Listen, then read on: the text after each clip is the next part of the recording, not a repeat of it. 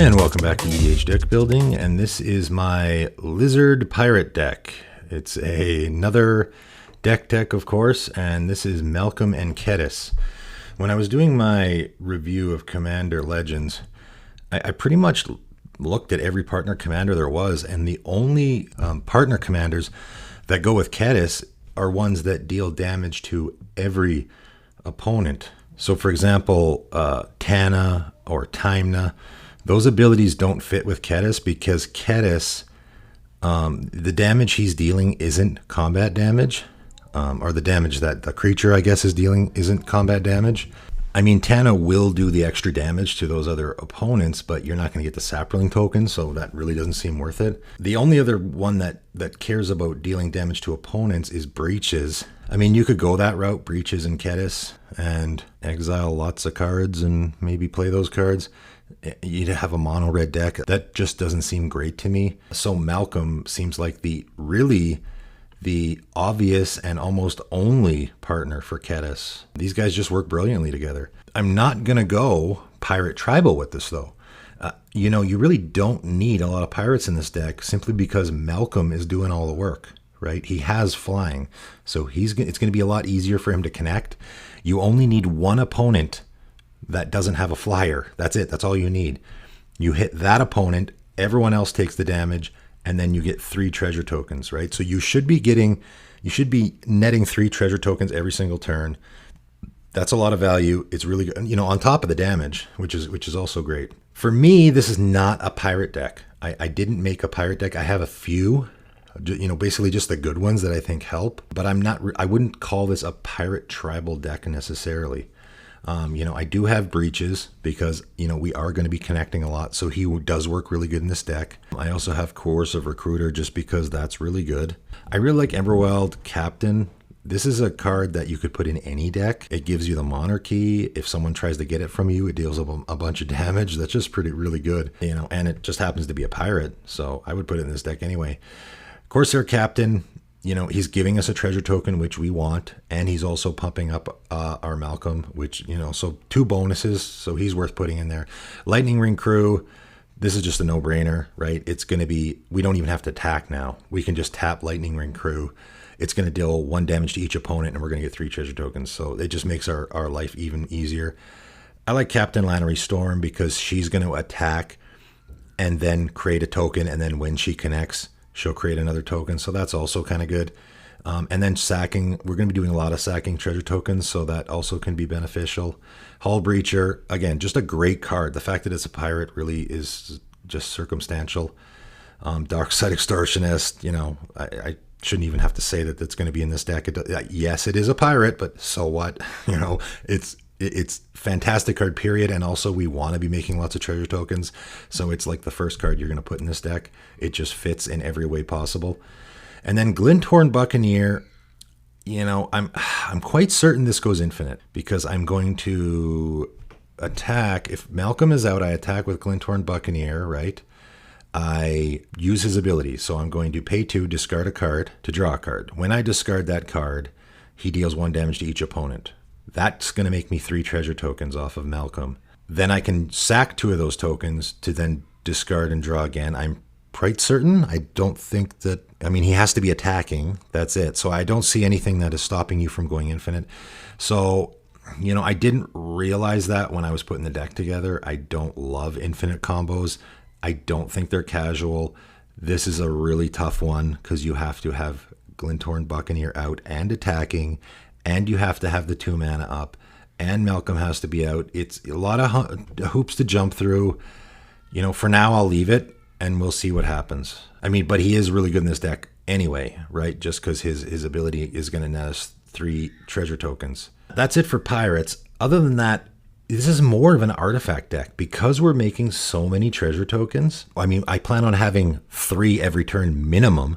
So really what we want to do is we want to be taking advantage of that. So Storm the Vault is a no-brainer in this deck. We're going to be attacking, we're going to be connecting with Malcolm, right? It is only combat damage, so we'll only get the 1 off of Storm the Vault. But then we're going to get 3 more, so we're going to get 4. So we only need 1 more artifact, and then we'll immediately flip Storm the Vault, in which case it produces an absolute crap ton of mana for us for the rest of the game. Urza, again, just a card that is just super good value. You know, we're going to have that construct token. It's going to be huge because of all our treasure tokens. We can tap all our treasure tokens to add blue mana without having to sacrifice them, which is great. I like Trading Post in here. Trading Post is a card that you could put it literally in any deck.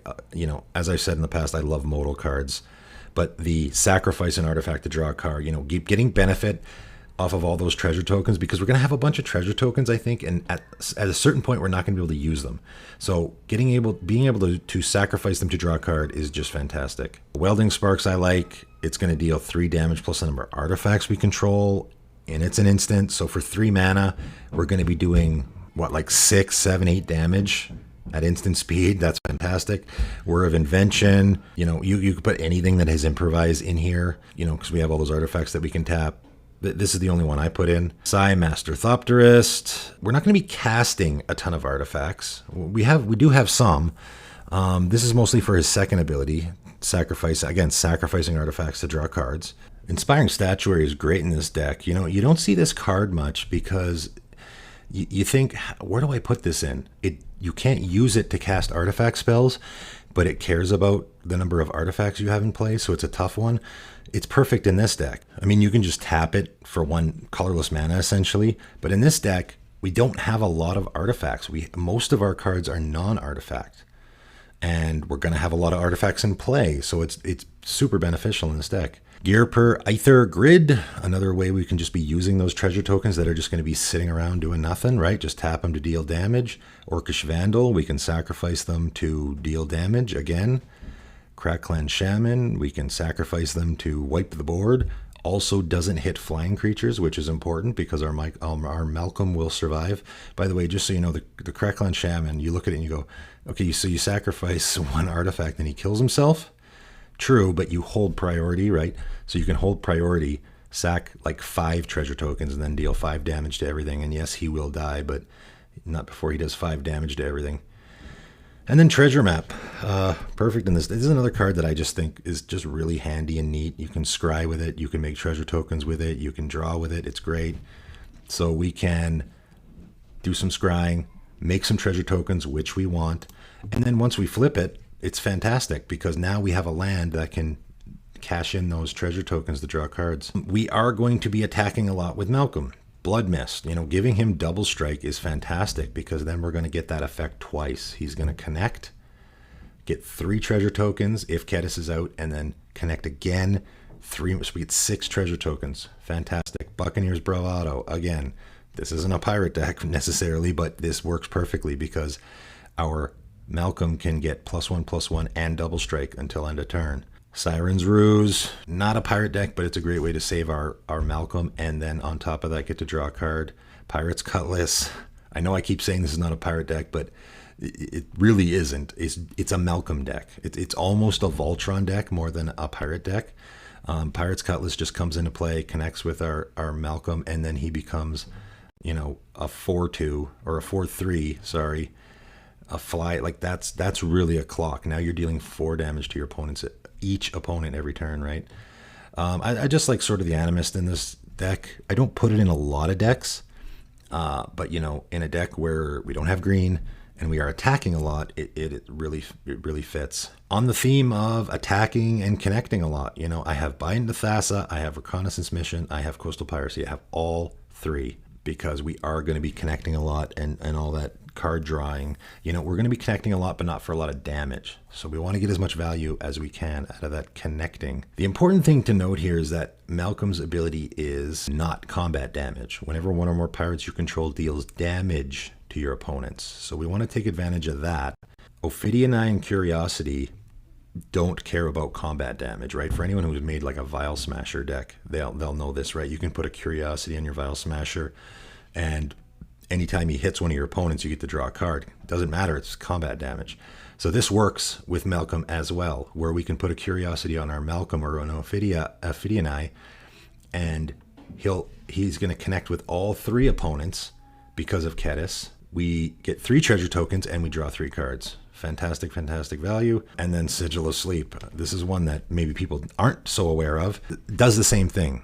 right? It doesn't care about combat damage. All it cares about is damage. And so for that reason, we can put it on our Malcolm and return a creature of each of our opponents to their owner's hand. That is huge. I mean, that can be really devastating. Also, we don't have to put it on Malcolm. How about we just put it on our Lightning Rig crew, right? You put this on Lightning Rig crew, and every turn you're returning 3 creatures to their owner's hand. That's so fantastic. And for that reason, these next 2 cards I have here, Crimson Honor Guard and Charging Cinderhorn.